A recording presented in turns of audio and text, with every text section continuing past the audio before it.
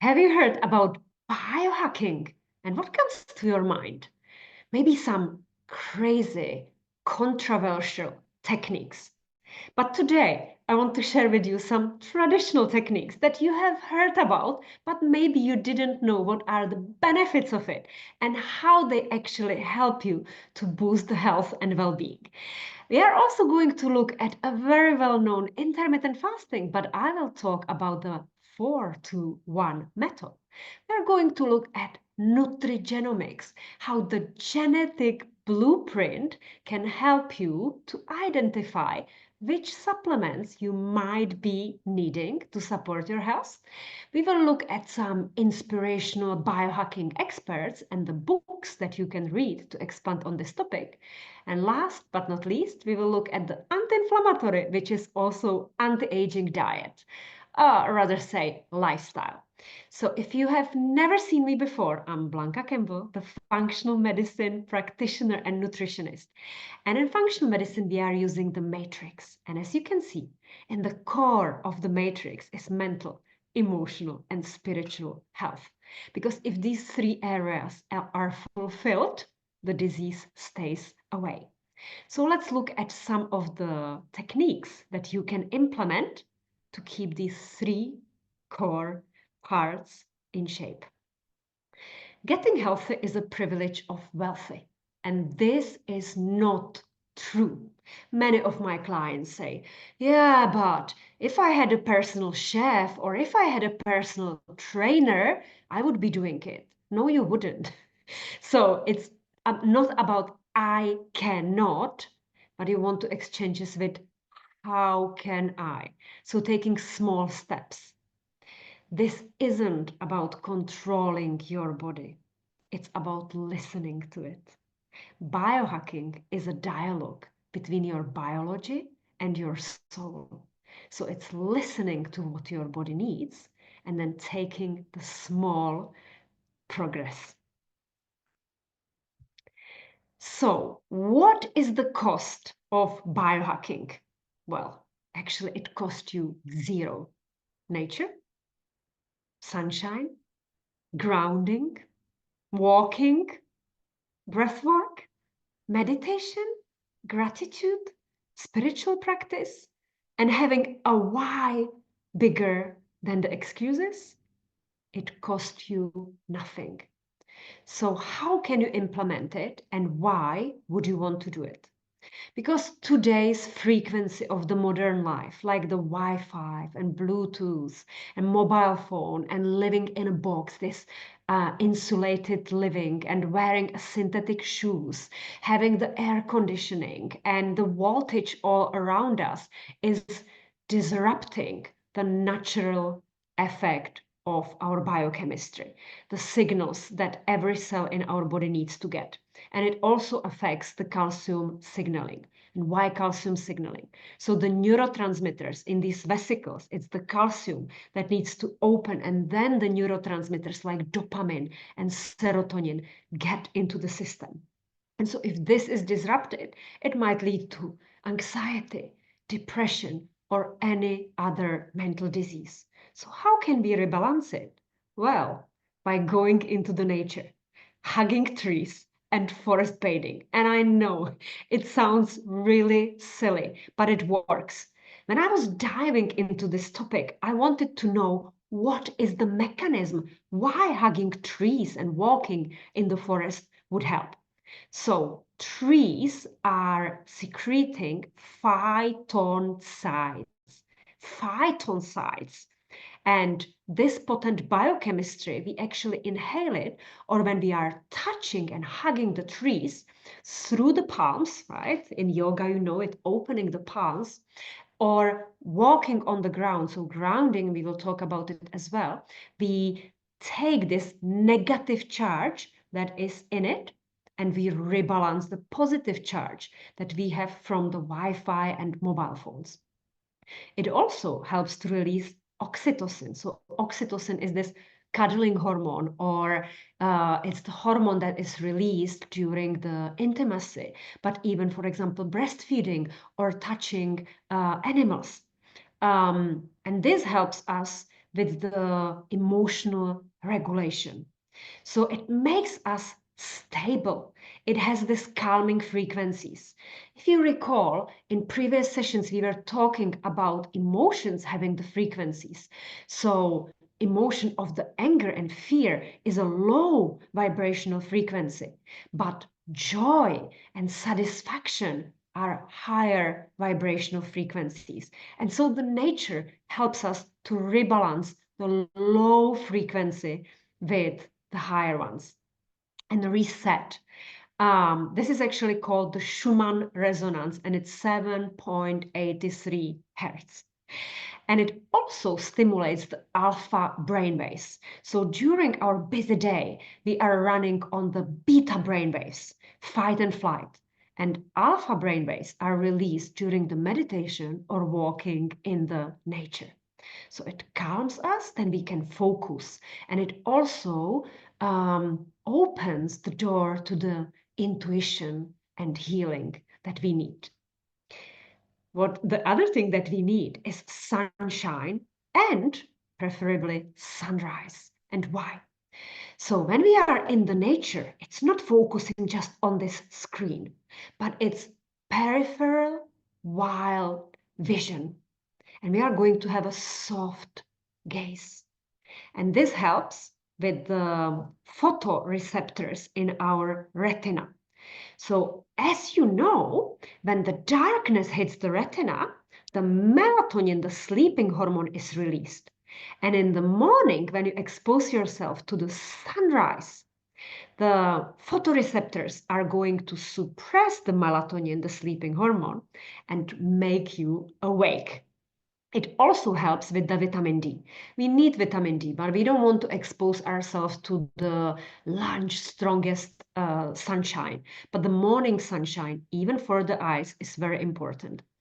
Why? Because it also influences the thermoregulation. So for example, when you are wearing dark sunglasses, this actually suppresses the thermoregulation. And so the heat is not calmed down. As I explained already, melatonin and cortisol, these hormones are regulated by the sunshine, and neurotransmitters as well, dopamine and serotonin. So the sunshine makes you fulfilled. So what I like to do is this solar recalibration ritual. So 36 times, and no, I don't count it. I rub the palms. And this comes actually even from the human garage. They are rubbing also the knuckles. We do it for about half a minute or maybe even a minute. When you feel ready, you can close your eyes and then just feel the energy. Where is it for you? And you can imagine you are holding a ball of light. And then you can place the palms on your heart. And if you do this in the morning and you close your eyes and you look into the sun, you can feel the warmth coming through your eyes. So such easy thing to implement. What about grounding? Ideally, if you have garden, you definitely want to walk barefoot and take this negative charge from the ground, maybe even with the water that is covering the grass. Maybe you want to even touch the trees that have some moisture in the morning on it. So in functional medicine, we call this energetics, and it reduces the inflammation. It improves the sleep later on because it takes 12 to 15 hours for the hormones to be released. It enhances the heart rate variability. So if you are, for example, using Oura Ring, like I do, you know that higher the heart rate variability, in better emotional state you are. So for example, during the deep sleep, especially from like 10 o'clock in the evening until 2 o'clock in the night, you can see that you are vibrating really high. Sometimes you can even see the astral traveling, you leave the body. That definitely happened to me. And when you are stressed or you are waking up maybe because of the hormonal shift, perimenopause, menopause, andropause, the heart rate variability is actually very low. And you can actually also notice that grounding lowers the blood viscosity and it calms the nervous system within minutes. So try it next time, walking on the beach, walking in the ground, or maybe even if you have material at home, like stone, standing barefoot on the stone. You can also do the foot massage, reflexology. And for that, you can have maybe a small ball like that, and you can roll it on your feet on the ground. Maybe if you go to spa, you have noticed this Kneipp hydrotherapy method. So there are pebbles and you are going in between the cold water and the warm water. So there is a textured surface and there is a change of the temperature. Grounding is brilliant. If you can't do grounding, what about walking? And why is walking good? So first of all, our lymphatic system doesn't have the same ability as, the vessels where the heart is pumping the blood and there are actually valves. So lymph must be moved by movement. So when you are walking and the muscles are squeezing, they are moving the lymph. And lymph is basically like a drainage of everything that we don't need, the debris from the dead cells, white blood cells, the police of the body that is dead, and it needs to be cleaned all the time. So how can you implement walking? Maybe walking to work, walking to the shop, walking with your partner, instead of going for a coffee with a friend, going for a walking date. This is what I implement. It also helps with a glucose control. So walking after the meal is great. How can you do it? Maybe you bring your lunch to work, eat it outside as a picnic, and then you are walking for the next 20 minutes. It also helps with the prefrontal cortex activation. So again, it's this state of flow. It boosts the creativity. It activates the bilateral brain function. So what is it? We have right and left hemisphere, masculine and feminine. And we want to have them balanced. We want that creativity, but we also want to be analytical. So walking helps you. Maybe it helped to you, happened to you that you went for a walk and all the ideas of what you want to do or what you want to say in the meeting was coming to you. It also helps to ease the joint pain because you might notice some stiffness in the morning. So walking definitely helps and it strengthens the bones. Yeah, so the muscles and the bones, because we are putting the pressure on it, it helps. Especially in the perimenopause and menopause, to avoid osteoporosis. And it supports the immune system. So this is brilliant. What about breath work? Breath work, you don't need to go to a yoga session. You can practice the breath work anytime, anywhere, and multiple times a day. So Bastrika KD, this actually comes from the hormone yoga therapy. It boosts oxygenation and it's stronger than tiramisu, stronger than coffee. So how you do it is rapid inhale and rapid exhale. So it looks something like this.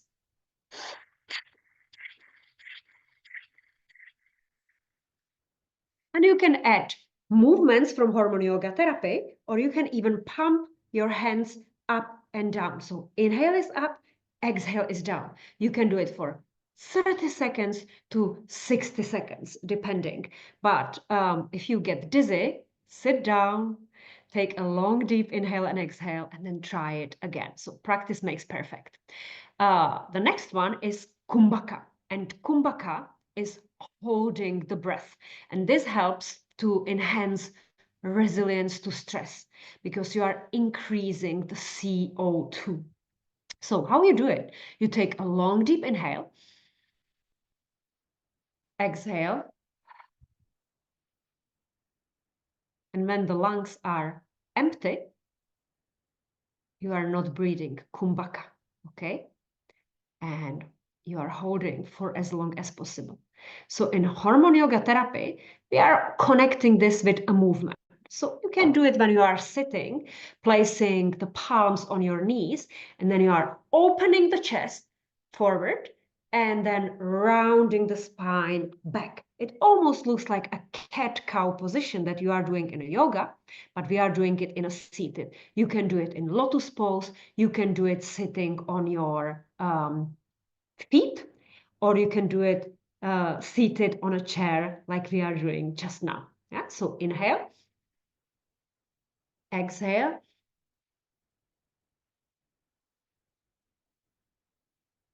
and without breathing, you are moving backwards and forward. And what you do in this movement is when you put the shoulder blades together, as they slide lower, they are activating, pressing, massaging the adrenal glands. And adrenal glands are producing cortisol, and actually in perimenopause and menopause, they also produce other hormones like estrogen, progesterone, DHEA. So we need to activate them. And they are usually very exhausted, especially with people that had burnout or are super busy and exhausted in their life. So this movement helps to massage it internally. The other one is alternative nostril breathing. And this helps to balance the left hemisphere, logical, and the right, creative. And how you do it? With your right hand, you cover with the thumb the right nostril, and you inhale through the left. Then you cover the left nostril and exhale through the right. Then you inhale through the right, cover the right nostril, and exhale through the left. So we do it together. Inhale through the left, cover, exhale through the right.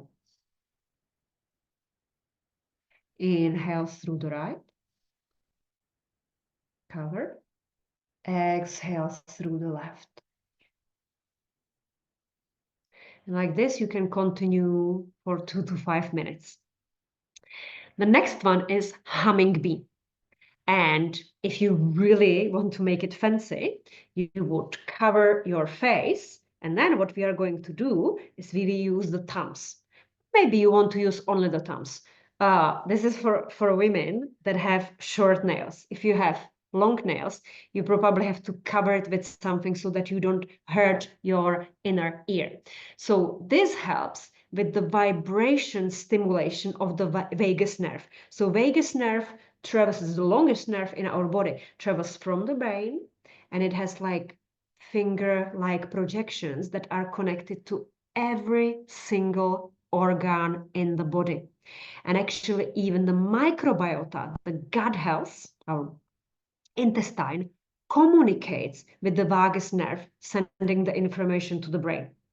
And so when we want to reset this and activate the sympathetic nervous system, which is rest and digest, we inhale, put the thumbs into the ear. Now I will not hear anything what I'm saying, and then we are humming.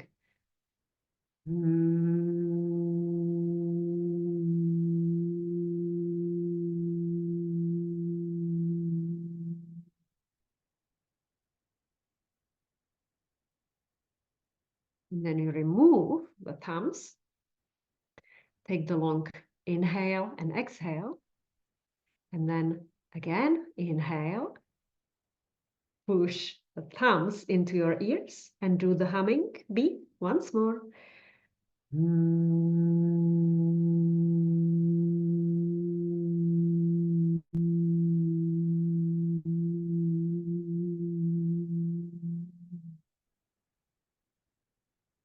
And you can try this multiple times. I feel definitely relaxed. So what's the next one? It's the meditation. And I know even when I started with the meditation, I was thinking, no, I don't want to sit in the lotus pose for 20 minutes or 1 hour or 2 hours. That is so boring. And so let me tell you, there are different types of meditation. This is David G., my favorite meditation teacher. And in Spotify, I have many, many of his guided meditations. So does Deepak Chopra. So actually, David G was a dean in Deepak Chopra Meditation Center. Both of them are absolutely brilliant. Then we have a mindfulness-based stress reduction. So mindfulness is being in a present moment, non-judgmental, just focusing and observing. And John Kabat-Zinn is one of the most famous mindfulness-based stress reduction teachers. Then we have breath-based meditation. So it's basically the breath work and mantra meditation. So Soham, David G, and Deepak Chopra also have these meditations. Movement meditation. This can be through dancing. This can be through movement. Of yoga. So all of that is meditation, walking meditation, silent meditation, visualization, how you are walking on the beach or in the mountains, or you can travel in the time. You can be anywhere you want to be. And so finding the type that suits you and that you can practice helps you enormously. How to practice gratitude. I have recently come back from Bali, and I was there with my 15-year-old daughter, and she was choosing on booking.com all the accommodation. So I didn't really know what's going to be waiting there for us. And this is, for example, in the Sideman rice terrace. And I was so grateful that I can sit on a balcony, see this beautiful nature, being there with my 15-year-old daughter. That was just enormous gratitude. So how can you practice it? You can have gratitude list. And instead of saying, oh, I'm grateful for my family, you can be specific. So for example, the warm hugs from my partner in the morning, or the smile that I see on the face of my children when they spend time with me, for example.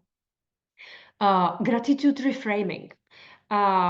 Sometimes there are challenging moments in our life. And how can you be grateful for these teaching lessons? So you can say, what is this teaching me? Yeah? And find some gratitude in this lesson. Gratitude before going to sleep and also waking up. What are you grateful for? I am so grateful that I can do in my life what fulfills my cup, what is my hobby, which is making these presentations and talking about functional medicine. And you can also say what went right today. What was great in the day? So expressing the gratitude. I met amazing people. I was able to meet my friends or spend time with people that I love. So expressing the gratitude for others and everything that we have. Spiritual practice. And spirituality, it has nothing to do with religion. It's knowing what is your purpose. And for many women and men as well, at the age of 40, they might find themselves on the fork, like this crossroads, not knowing what they really want, why they are here, why they do what they do. So returning to yourself and connecting with your soul, what is the purpose of your soul and what is the reason why you are here, helps. And for this, I recommend creating a vision board. You can see those workshops that I have created, Feng Shui style vision board with questions, what you desire and what you really want. Maybe volunteering or helping others with no agenda is also a spiritual practice, or journaling. I've recently done a 28-day challenge with my friend. It was a human garage challenge, and we had to journal every single evening after the exercise. And then when I was going through the journaling, how grateful I was for everything that happened to me that month.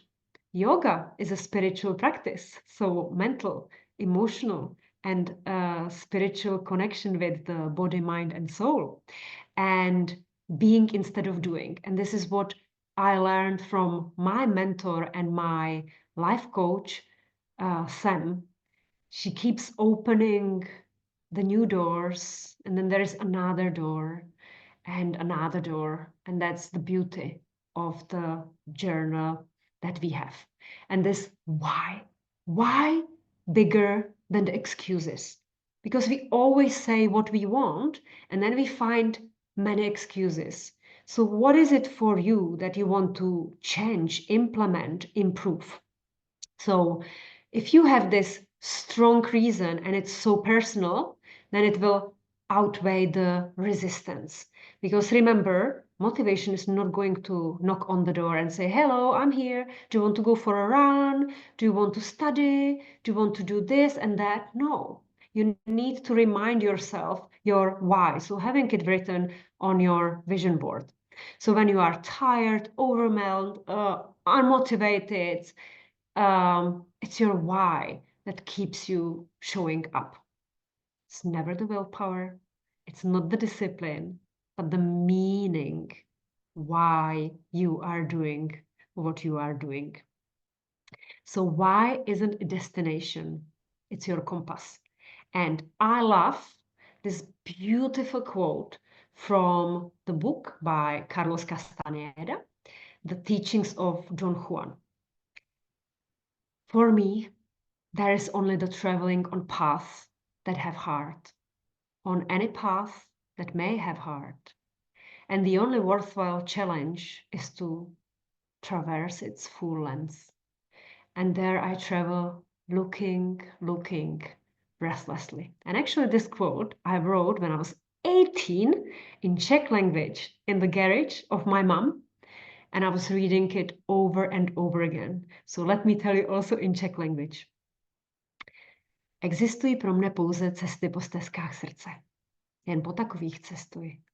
A projít je v celé délce je jedinou plnohodnotnou zkouškou, kterou znám. A tak po nich cestuji a bez dechu se dívám a dívám. So I hope that there is at least one Czech person that enjoyed it, because I think that in Czech it sounds much better and I understand it in a better way. So what Carlos Castaneda was saying in this beautiful quote was that there is no right or wrong path. There are many paths that lead to the destination, but it's actually not about the destination, it's the journey. And sometimes we are walking on a path at the start, the path of heart. So the heart always tells you if the thing that you are doing or the person that you are dating or living with or speaking to or the job that you do, whether it is right or not. So it's the heart, it's the intuition, it's the soul that knows that even if on the paper it looks like it makes no sense, deep inside you know that this is the right path for you and that you want to walk on this path. But sometimes it happens to us that our intellect tells us to do it, do this job, be with this person. We do it because of money. And that is not the right path for us. It's not the path of heart. But what Carlos wanted to say is that you can always change the path. You just sometimes do the detour or just take a new path. And every path that you take, the journey with your heart, you are looking and learning from that. So now from the spiritual and philosophical part, we get to something that you want to know. And people always ask me, so what are the biohacking tips and tricks that you can give me? And I would say one of them is intermittent fasting 4-2-1. Because previously people were doing intermittent fasting like every single day, 16-8, which basically means that for 16 hours you are fasting and then you have 8 hours feeding window. So you will maybe have your first meal at 8 o'clock or 10 o'clock in the morning, then you might have like some lunch or maybe skip the lunch, and then you would have a second meal maybe at 4 o'clock in the afternoon. Yeah? But the research now shows that it's better to allow this metabolic flexibility and not stressing your body by changing it every single day. Yeah? So change, variety is better. So 4 times a week, you can still do the 16-hour fast. Then 2 times a week, you take it to the next level and you do 18 hours fast and maybe have only 2 meals. And then once a week, you will do 24 hours fast. So let's say that on Friday evening, you will have your dinner at 6 o'clock.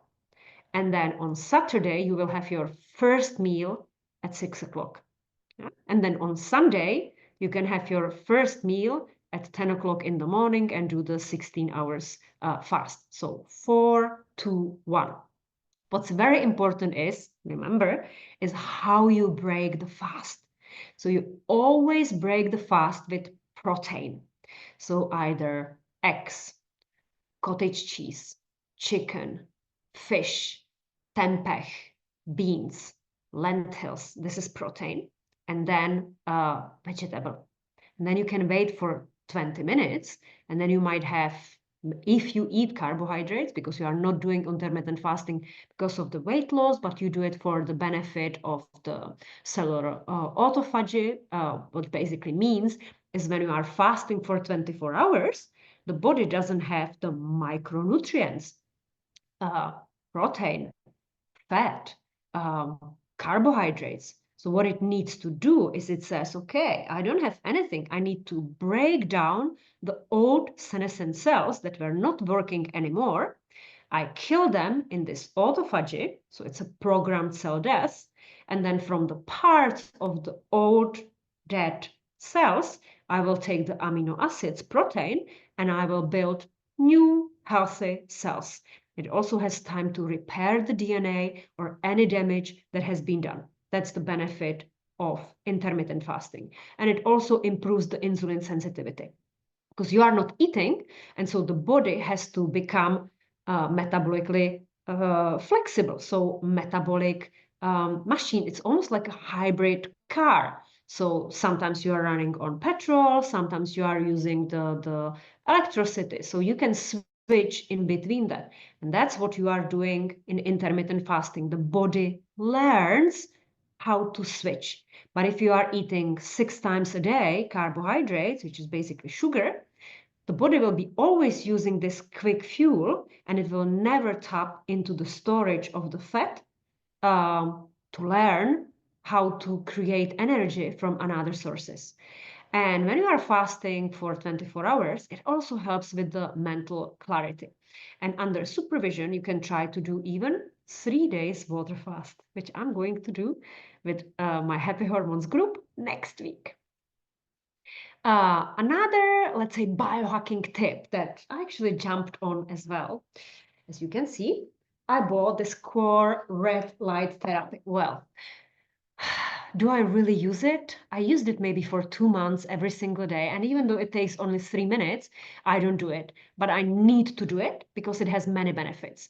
So the red light basically penetrates the skin surface and it helps with the collagen production, wound healing, and anti-aging, and also inflammation. If, for example, somebody has like acne. And then you have like different programs, not only in this device, you can buy any other device. And this one penetrates like even deeper, and that's very good for the muscle recovery, joint pain, brain function, mitochondrial energy. So mitochondria is the energy powerhouse, and also the internal inflammation. And you can buy bigger panels, much bigger panels. You can lie there, you can expose yourself. It also actually helps even with the hair growth. That's a big biohacking tip. And now to nutrigenomics. So nutrigenomics, it basically means you are doing a DNA test. And DNA is basically the genetic blueprint that you inherit from your mom and your dad. And these genes are either switched on or off. And let's say switch on the cancer gene is not a good idea, but switch of the cancer gene that you might be carrying, this is called epigenetics, with food is good. So doing the DNA test helps you understand, even on a nutritional point of view, where are some deficiencies. So when I do this for my clients, very often we, for example, discover that like 70% of the population doesn't have the gene. This gene has been deleted, and so they cannot, for example, do the methylation. So methylation, phase 1 and phase 2, is basically detoxification of the liver. So as they are accumulating the toxins over the years and years and years, this can lead to the disease. But if we know which gene has been deleted, we can replace it with some supplements like methylated forms of the B12 or glutathione, which is a powerful antioxidant. I can also see with my clients that sometimes they don't have the enzyme that converts beta carotene, which is a provitamin A, into the active retinol, vitamin A. And we know that retinol helps with the cell turnover. It is also necessary for the secretory immunoglobulin A, which is everywhere in the mucus, in the nose, in the vagina, in the intestine, and it's protecting us against the pathogens and the inflammation. So imagine that if your gene is deleted and you cannot convert vitamin A or provitamin A to retinol, later on it might show as a disease. And so nutrigenomics looks at all the vitamins, minerals, antioxidants, and your genetic blueprint, and it tells you specifically what you are deficient in, why, and what you need to supplement. Isn't it great? And there are so many companies, they do this, Vibrant Wellness or Genova, Nordic Laboratories I use for a really affordable DNA test. So I highly recommend. Oura Ring. I use Oura Ring for maybe like 3 years, and it helps to track the sleep quality and the readiness and hormones, estrogen, progesterone. It tells you about like the menstrual cycle, or actually in perimenopause and menopause, about hormone replacement therapy, whether you need more estrogen or more progesterone, or where you stand. So that's the temperature that is showing you.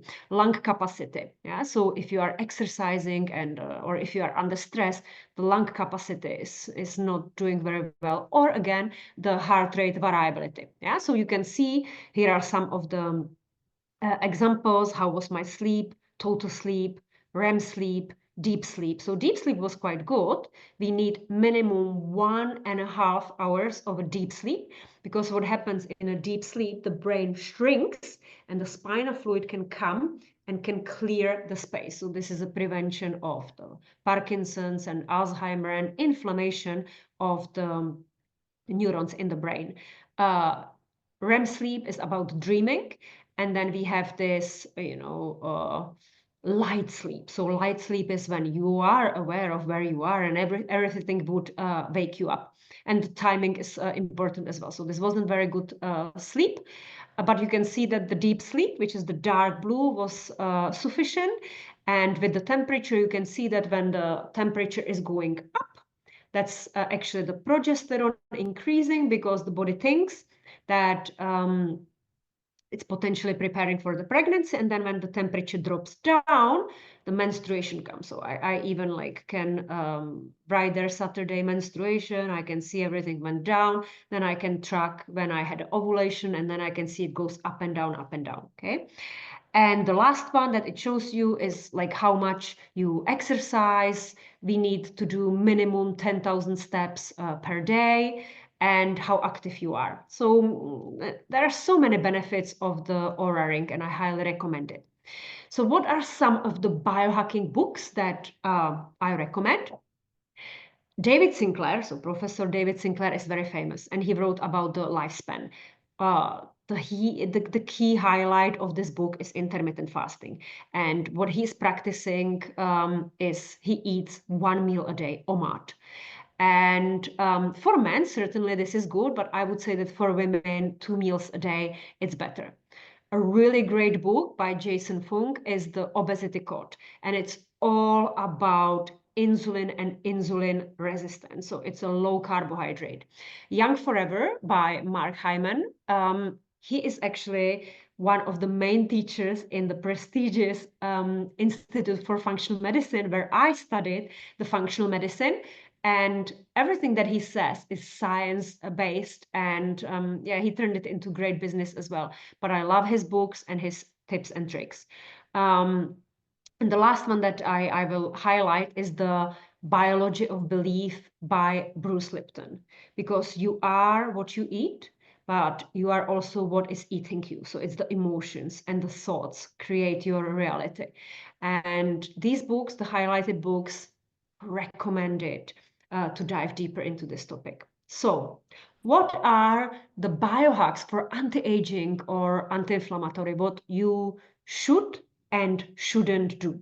So you want to have a food that is low in toxins and high in nutrients. And every time when I see, even on Instagram, people preparing the food and they are using the aluminum foil. So look, aluminum, surely in industry and other products, it might be great, but aluminum was never made for us to eat it. The problem is that when you heat the metal, when you heat aluminum, it basically leaches into the food and then you eat it. So if you can stop using the aluminum foil for hot food, and I was a culprit, I was like a victim of this as well, and I made this mistake every time when I made grilled chicken, then I covered it with the foil. Little did I know that then everything from the foil was leaching into it. So please avoid aluminum and mercury from tuna and other heavy toxic metals. The same goes for plastic. When you use plastic, even plastic cup, when you go to Starbucks, it's not paper, it's plastic, because paper would get mushy, you know that. So it's the plastic in connection with the hot water.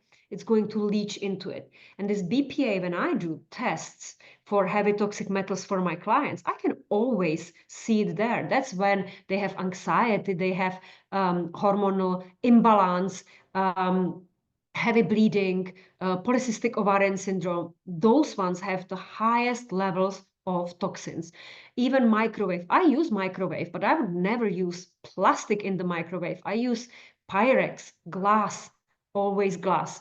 Don't use seed oils, because this is hydrogenated under pressure. They had to bring the hydrogen, because otherwise these oils would get rancid. The oils or the fat that you want to use is either ghee butter, which is clarified butter, MCT oil, which is like a derivative from the coconut oil, or the coconut oil, which is like another version, and olive oil. That's all that you need. You don't need anything else. And avoiding pesticides. So whenever you can, buying organic. Remember this: Dirty Dozen and Clean 15, the list of what you absolutely need to buy in organic quality and what could be bought without being organic. And choose this clean cookware, so Pyrex and filtered water. Definitely filtered water if you can afford it. The second one is high quality protein, and this is for the cellular repair and longevity. We know that protein, amino acids, everything in our body, all the hormones, all the receptors, everything is made out of amino acids. The immune system needs amino acids, protein. So what is it? If you eat, for example, sardines or mackerel, you get omega-3, you have coenzyme Q10, eggs, chicken, grass-fed beef, or collagen broth, hemp seeds, fermented tempeh, lentils, and how much protein do you need? So minimum, absolute minimum, is 1 gram of protein for every kilo of the ideal body weight. So if you have if you are 20 kilos overweight, don't count these 20 kilos.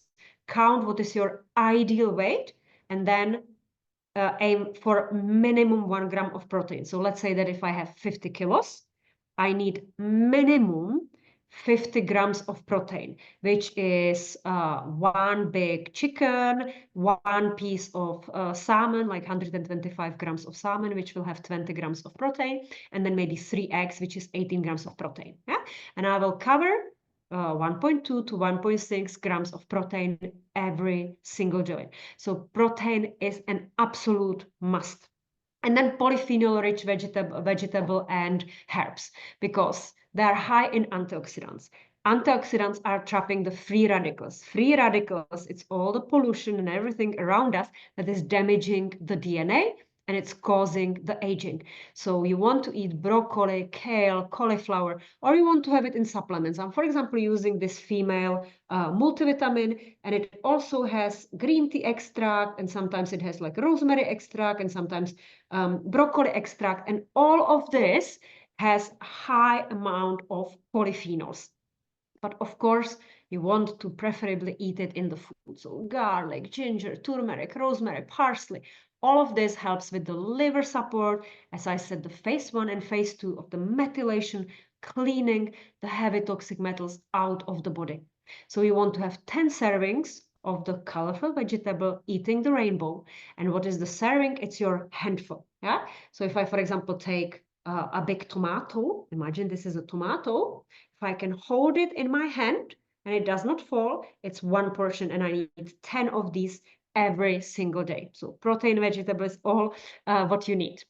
But then we also need some healthy fat. But fat is going to be present in the protein, because chicken, beef, eggs, and even dairy products, there is always fat. So you don't have to worry about having very little fat. It will be there, but you still want to eat some chia seeds, macadamia nuts, walnuts, extra virgin olive oil, avocado. These are a great sources of fat. What you want to avoid, as I said, is the seeds oil, margarines, or anything that has been deep fried. And the last one, so I give you 5 hacks, is low glycemic fruit and fiber. So I know it's very difficult for people to avoid carbohydrates, but if you are, for example, on your weight loss journey, boiling and then cooling down the carbohydrates, it actually turns into resistant starch, and you cut the calories by 50%. So leftovers are actually very good if you are trying to lose weight. And potatoes have less calories than rice. So white rice is probably the worst choice. Pasta with gluten is also not a good choice, but let's say potatoes might be a good option. And then fruit, you want to use the low glycemic fruit like berries, kiwi, pomegranates, raspberries. This is all absolutely great. It helps with the fiber, good stool, producing the healthy bacteria, and reducing the inflammation. So what is the secret to anti-aging and staying healthy? It's not about doing everything. It's about doing what matters and consistently. That's where the magic lies. So consistency over intensity. So when we talk, for example, about exercise, if you exercise 7 minutes every single day, it's much better than killing yourself once a week in the gym. Progress over perfection. The meals don't have to be perfect. You do what you can with the time and the budget that you have. And the fundamentals are more important than the trends. You don't need to follow the trends of all the latest supplements and spending fortune on this. Just do the fundamentals that I shared with you and do it over and over again.